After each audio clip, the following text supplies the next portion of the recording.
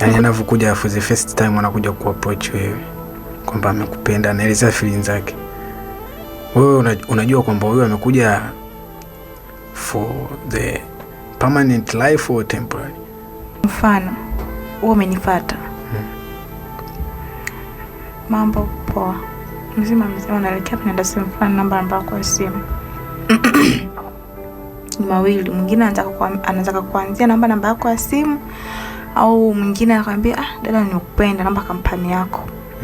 Hilo la kwanza. La pili, anataka kuchukua namba yako ili umefika nyumbani tu. Vipi hali ya hewa leo unaionaje? Unamwambia fresh. Nasikia kabaridi.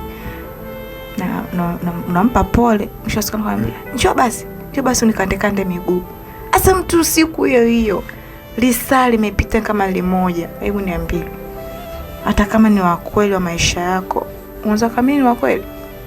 Au hujawahi kusikia kwamba mtu anakupenda lakini hayupo romantic, yani ile kusema baby sijui nini, yani ile kuja direct. Unajua sio wanaume wote wanajua kutongoza. Sio wanaume wote wanajua kutongoza. Sasa mfano, wewe tumeonana, umeniona tu nimepita njia dakika moja. Unakuwa umenipendaje yani? Sijakuelewa. Umenipenda, umenitamani? Sawa, amekutamani.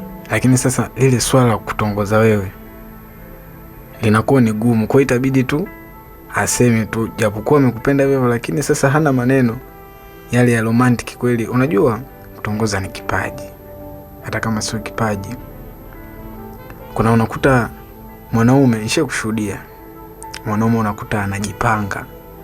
Mimi nikutana na mwanamke namwambia hivi, yani anapanga kama vesi hivi.